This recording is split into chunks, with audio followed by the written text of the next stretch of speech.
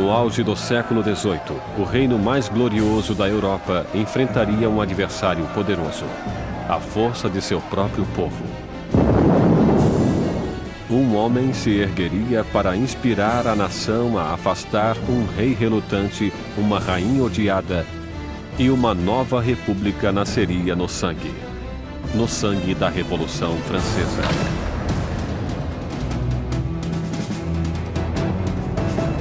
A Revolução Francesa, distribuído por Logon, versão brasileira Sérgio Moreno. 1794, prisão de Concierge, uma fortaleza impenetrável às margens do rio Sena. Úmida, infestada de ratos, conhecida como a Anticâmara da Morte. Dentro, a voz da jovem nação está prestes a ser silenciada.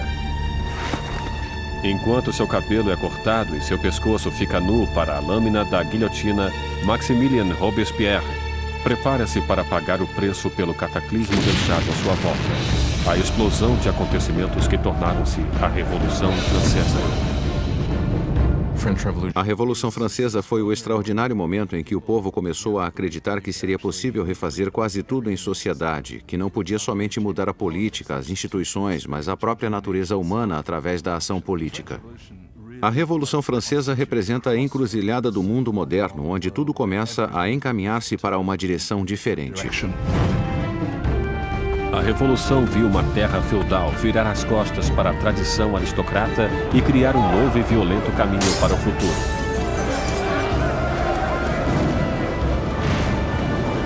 Faria estremecer os próprios fundamentos da Europa e seu impacto seria sentido além dos mares. É o acontecimento mais importante da história ocidental. Há desenvolvimentos que podem rivalizar-se com ela, como a Revolução Industrial ou o capitalismo. Não consigo pensar em nada mais importante. Foi a revolução que mais abalou o mundo, se considerarmos que acabou com a Igreja Católica, livrou-se do cristianismo, livrou-se da nobreza, do rei e de todas essas coisas. A Revolução Francesa levou o pão aos pobres, a democracia à França, e estabeleceu uma nova ordem na sociedade. Mas o progresso custaria seu preço. Era um momento de esperança e ambição extraordinárias e acabou transformando-se em tragédia. Ao quebrado e derrotado, Robespierre, que há pouco tempo ocupara o cargo mais alto, encontrava-se em meio à revolução mais cruel e sangrenta da Europa. Fiel a seus ideais, era chamado de o Incorruptível. Tão poderoso que qualquer manifestação sua causava o medo em toda a cidade. Um mestre em oratória, as palavras de Robespierre eram suas armas. Agora silenciado por uma bala na mandíbula, aguarda o mesmo final brutal a que obrigara tantos outros. A revolução devoraria seus criadores.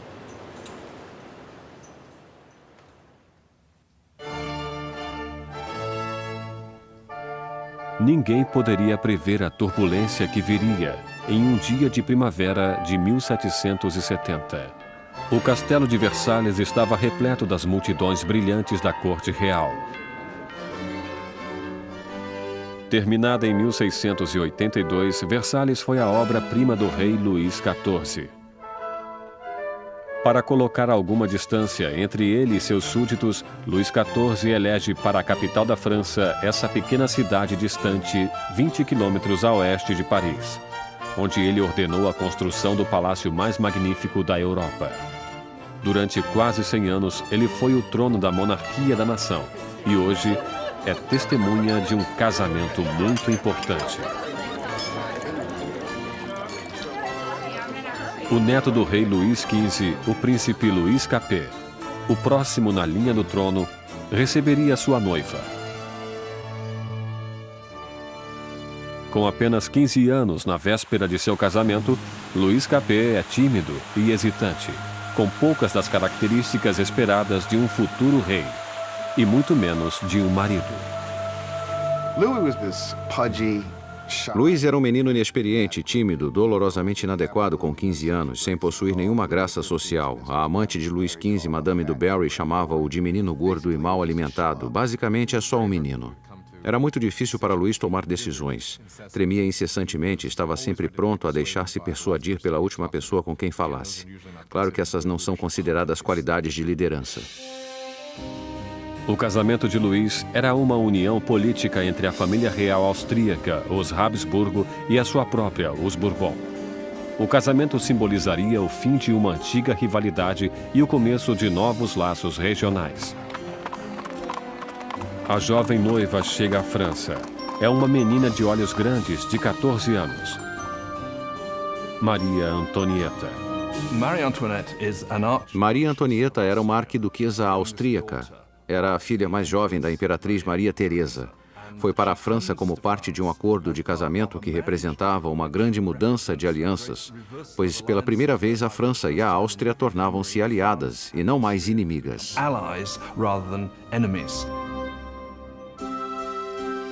Maria foi para a França como um símbolo político, mas como adolescente tinha pouco interesse em assuntos políticos. Quando Maria Antonieta chegou a Versalhes, era muito jovem, não sabia muita coisa sobre o país em que viveria, não conhecia os costumes, não sabia nada sobre a corte, era uma moça de cabeça firme e muito alegre, mas ainda era uma menina. Quando Maria Antonieta chegou a Versalhes, era apenas uma adolescente loura, olhos azuis. Era bonita. Gostava de ser atraente para as pessoas e chegou com a intenção de conquistar o marido e sua nova família.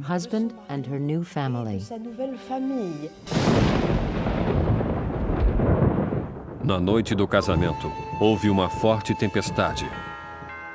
Mas a grandeza da cerimônia iluminou o palácio enquanto os recém-casados dirigiram-se para a alcova real. Em uma cerimônia que simbolicamente assegura a concepção de um herdeiro, os cortesãos do rei estavam presentes quando o estranho jovem casal foi revelado no leito nupcial pela primeira vez. A multidão estava encantada e as expectativas eram elevadas. Mas quando as cortinas se fecharam, ficou claro que um herdeiro não seria produzido tão facilmente. Luís não estava interessado somente em governar, não estava particularmente interessado em amar também e não prestou atenção na mulher nas primeiras noites e nem mesmo mais tarde em seu casamento. Muitos anos depois, o casamento foi finalmente consumado. A ausência de um herdeiro logo espalhou boatos por todo o país e continuou a perseguir o casal durante anos. O casamento de grande gala continuou durante dias, mas fora dos portões de Versalhes, pouco havia para ser comemorado. Anos de incompetência por parte da monarquia deixaram o povo francês pobre e faminto. Há quase uma década, Luís XV perdera a Guerra dos 7 Anos em batalhas por territórios da América do Norte. Esse conflito malfadado quase levou a França à falência financeira e em prestígio. Os cofres do país ficaram quase vazios, mesmo com a população crescendo cada vez mais. Com doenças como a praga, já distantes, pouca gente ainda morria, mas cada vez existiam mais famintos. Os habitantes da França cresceram de 20 para 26 milhões no século XVIII, depois de ter crescido só 1 milhão nos 2 séculos anteriores.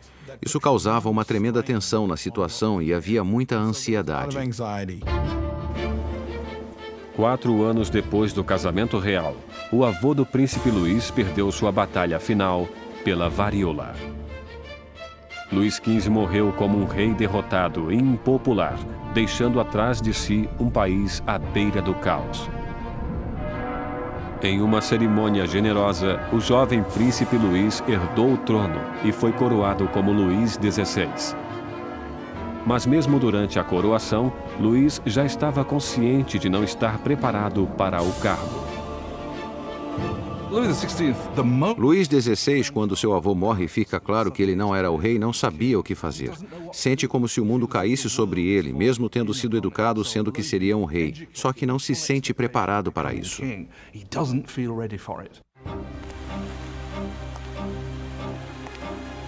Para um reinado em crise, Luís XVI seria o pior homem a ser o novo rei.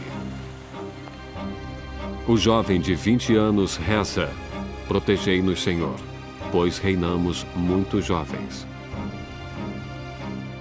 Protegidos em seus aposentos reais em Versalhes, Luís e Maria iniciam suas vidas como jovens monarcas, enquanto, a apenas 20 quilômetros de distância, em Paris, outra nova era começava, que iria confrontar-se com a monarquia. Uma perigosa era de ideias. A era do Iluminismo.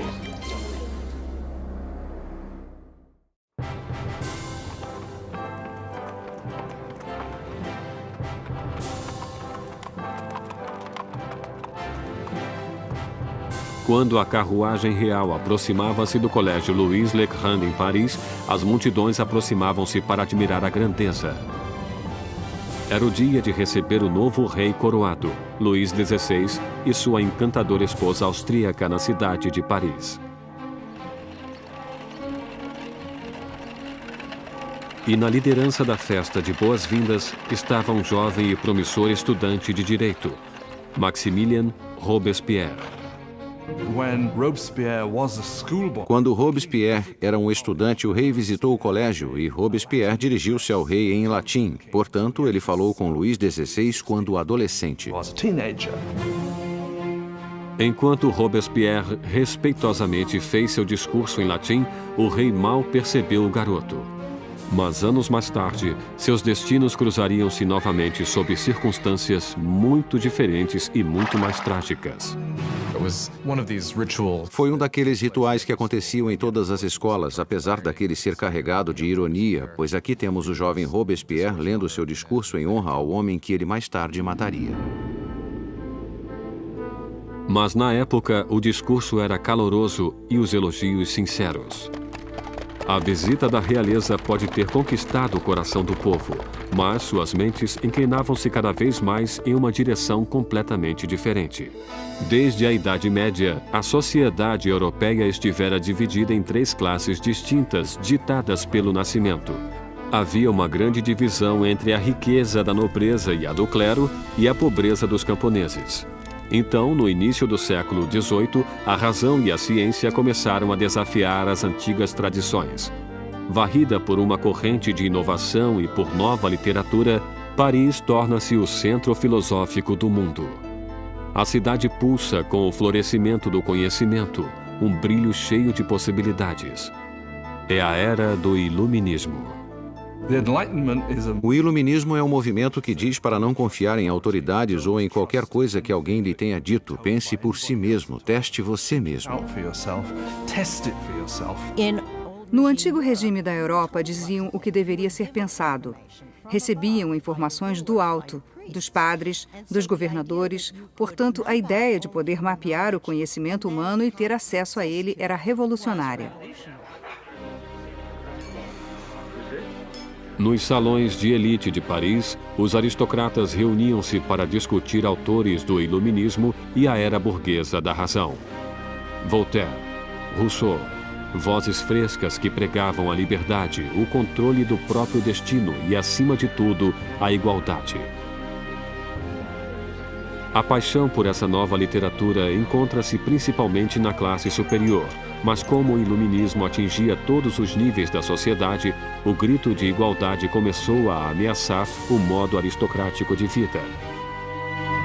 O que torna essa ideia perigosa é que mais cedo ou mais tarde haveria a pergunta: por que os aristocratas são privilegiados? O mundo poderia mudar para tornar-se um lugar melhor? O progresso é possível? Isso minaria a ideia de que a monarquia é natural, a aristocracia é natural e que a hierarquia é natural.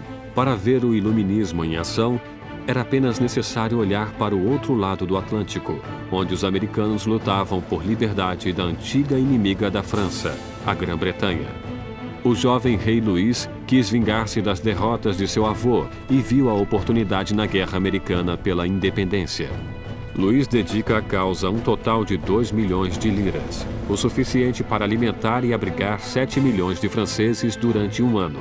O investimento marcaria o início do colapso financeiro da França.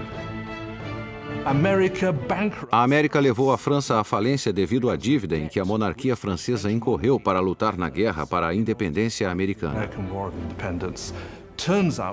Isso foi crucial para a situação financeira da monarquia francesa, porque ela não tinha como pagar aquelas dívidas. Enquanto Luís enviava tropas e dinheiro para o outro lado do Atlântico, Maria ocupava-se em criar suas próprias dívidas. A vida em Versalhes é uma rotina sem fim de rituais arcaicos e formalidades. Existiam cerimônias para o despertar dos reis, para vestirem-se, para comer, para recolherem-se ao leito. Para divertir-se em meio àquela loucura de rituais, Maria Antonieta preside desfiles de uma moda cada vez mais audaciosa.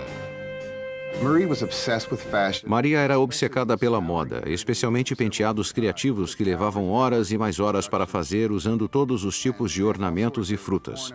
Para muitos, aquilo era obsceno. Passou a representar tudo o que havia de errado com ela, com Versalhes e com aquela cultura.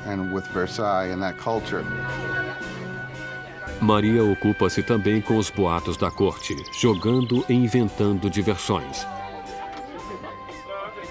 Como suas despesas aumentavam cada vez mais, Maria foi apelidada de Madame Déficit. Maria recebeu o nome de Madame Déficit quando o país encontrava-se em um caos econômico e ela continuava a gastar como se nada acontecesse em vestidos, joias, sapatos. Era a Imelda Marcos da época. De todas as dívidas de Maria, a maior de todas era para com seus pais. Um herdeiro para o trono. Durante 7 anos de casamento, Luís e Maria ainda não tinham produzido um filho. Maria encontrava-se em uma posição tremendamente humilhante. A função de uma rainha era produzir um herdeiro. Era absolutamente necessária a presença de um filho. E durante aquele tempo o povo criticava, estavam insatisfeitos. Diziam, o rei jamais deveria ter se casado com essa arquiduquesa austríaca e agora ela nem consegue produzir um herdeiro para o trono. Maria estava desesperada. O apetite de Luís por comida era inquestionável, mas o sexo não encontrava-se em seu cardápio. Maria Teresa, a mãe de Maria Antonieta, questionava: se uma garota tão bonita quanto minha filha não o anima, o que estará acontecendo? Luís XVI e sua jovem esposa Maria Antonieta não conseguiam conceber durante 7 anos, e isso causava problemas para o reino. E como o hobby do rei era a serralheria, havia todo tipo de canção sobre Luís, o serralheiro, não conseguir encontrar o buraco da fechadura. O desinteresse de Luís por sexo foi entendido como uma falta de força para um rei. Depois de anos de frustração e de pressão por parte da corte, Luís foi diagnosticado por uma condição tratável chamada fimose. Luís tinha uma deformidade que tornava a ereção tremendamente dolorosa e por isso não houve a consumação até que fosse feito um ato cirúrgico. Mas ele tinha medo mortal da cirurgia e levou anos para concordar em fazê-la. E quando finalmente concordou, voilá. Depois de uma simples cirurgia, o casal pôde ter sua primeira filha, Maria Teresa. Mas isso não conseguiu limpar a imagem anterior de Maria. Desde o início de 1780, começaram a circular folhetos por todo o país, uma sátira pornográfica do rei e da rainha. Panfletos obscenos debochavam da impotência de Luís e mostraram Maria como uma meretriz promíscua em uma corte debochada e decadente. A visão do povo sobre a monarquia tornava-se amarga ao mesmo tempo em que a situação dos campos piorava. Depois de uma sucessão de más colheitas, a confusão causara o aumento do custo da farinha, levando a uma carência do que era o coração da dieta da França: o pão. Mas as reclamações paravam nos portões de Versalhes. Como a realeza continuava a viver em extravagância, as queixas eram limitadas ao papel. Uma acusação foi dirigida diretamente para a corte real. Vocês sabem por que existem tantos necessitados? É porque sua existência de luxo devora em um dia o que alimentaria 1000 homens. O homem por trás desta acusação? O mesmo jovem que apenas anos antes endeusara o rei e a rainha depois de sua coroação, Maximilien Robespierre. E nele, o povo logo ganharia uma voz para pedir liberdade e igualdade para a revolução. Versalhes, no final do século XVIII, era um oásis de extravagância rodeado por uma terra em desespero. E com um rei inseguro no leme, a França seguia o caminho certo para o desastre.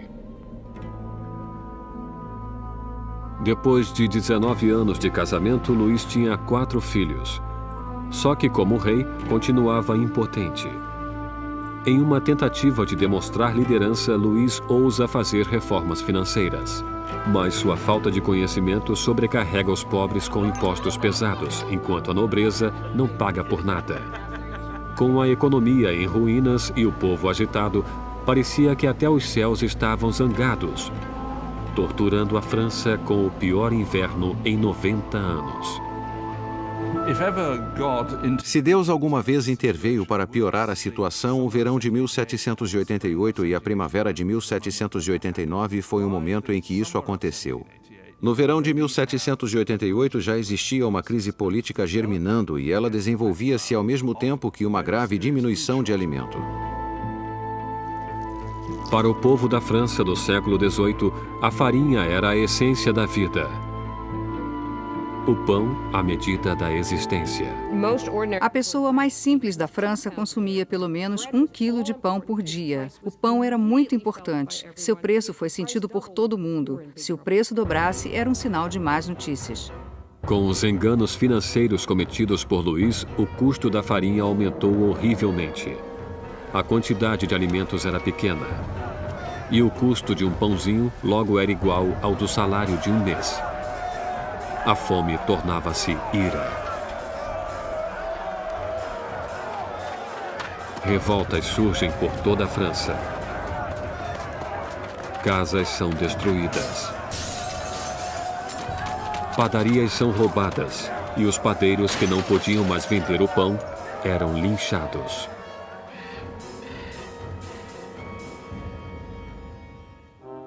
Com a economia em frangalhos, os bancos obrigam Luís a contratar um ministro das finanças, Jacques Necker.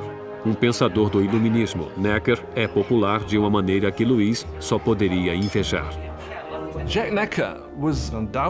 Jacques Necker foi sem sombra de dúvida o ministro mais popular durante a primavera de 89, porque afirmou publicamente em seus pronunciamentos que o dever do governo seria garantir que houvesse pão suficiente para todos.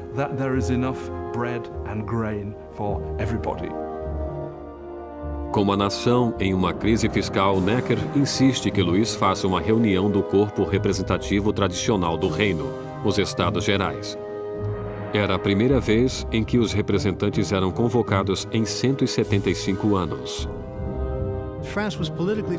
A França estava organizada politicamente em algo chamado de 3 estados. O primeiro estado era o clero, o segundo era a nobreza e o terceiro todos os outros. E segundo os censos contemporâneos, os 2 primeiros estados ocupavam 3% da população e o terceiro estado 97%. Muitos julgaram o fato injusto para com o terceiro estado, que era a maioria da população, ter somente 1/3 dos representantes. Sentiram que seria injustiça a existência de um parlamento com 3 câmaras, onde 2 delas, a nobreza e o clérigo, venceria nos votos o povo. 4 de maio de 1789. Um jovem e habilidoso advogado e político chegou a Versalhes. Maximilien Robespierre chegou para ficar diante dos Estados Gerais como representante, para lutar por uma voz justa para o povo que ele representava, o terceiro Estado. Órfão nascido no interior, Robespierre obteve uma proeminência acadêmica com seus estudos prodigiosos, tornando-se um orador eloquente, com ótima aparência, sem um fio de cabelo ou uma frase fora de lugar. Em casa, na pequena cidade de Arras, as ideias do iluminismo que absorvera nos salões de Paris fundaram uma voz poderosa, e ele tornou-se o mais importante advogado do local.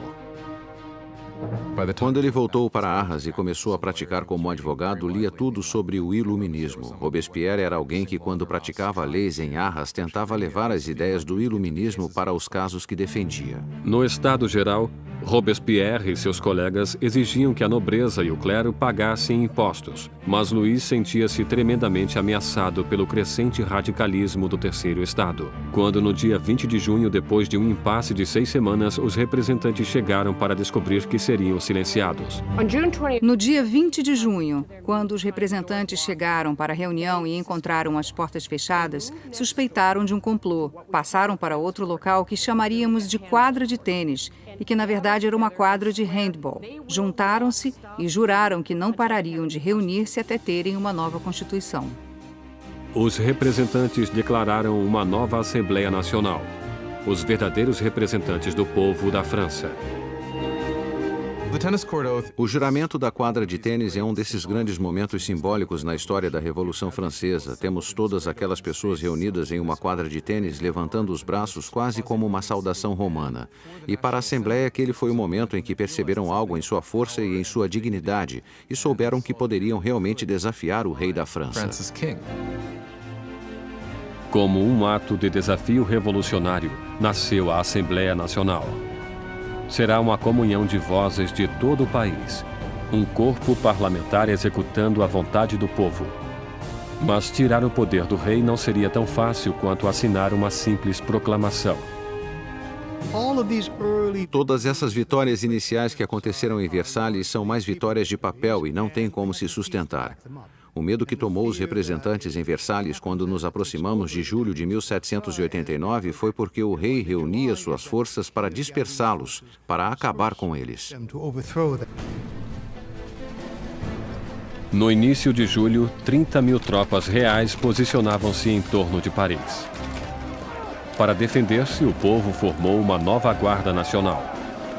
Os revolucionários atacam os arsenais de Paris e conseguem furtar 28.000 mosquetes. A única coisa que falta é a pólvora. E o povo sabe onde consegui-la. No centro de Paris existe uma masmorra de pedra, famosa como símbolo do regime feudal, a Bastilha.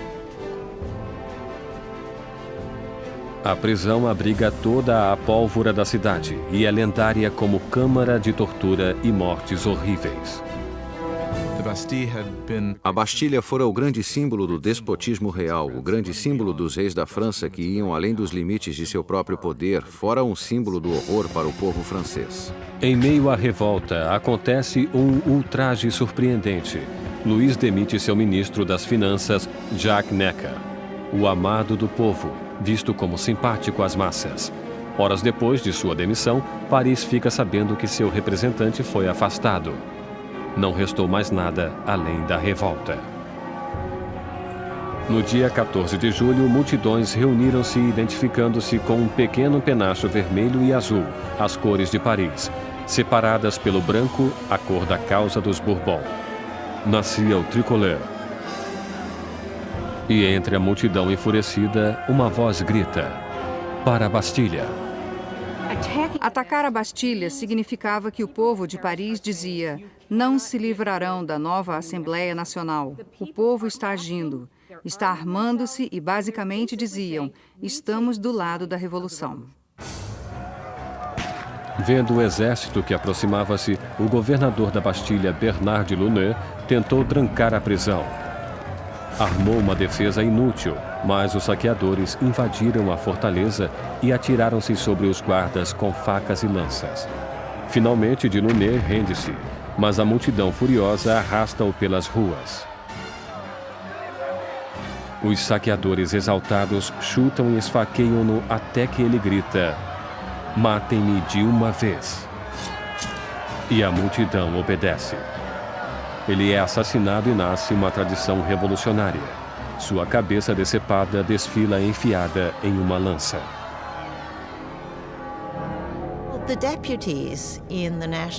Os representantes da Assembleia Nacional não condenam esse ato de violência. Na verdade, aceitam-no. E foi essa aceitação da violência popular que, pela visão de algumas pessoas, criou um padrão que teria consequências catastróficas para o desenvolvimento da Revolução. Com a fumaça ainda pairando sobre a Bastilha, Luís XVI voltava da caça. Em seu diário, em 14 de julho de 1789, escreve nada, referência à sua caçada mal sucedida. Um ajudante surge com as notícias das revoltas e da queda da Bastilha. Luís XVI pergunta: é uma revolta? Não, senhor, ele responde. É uma revolução.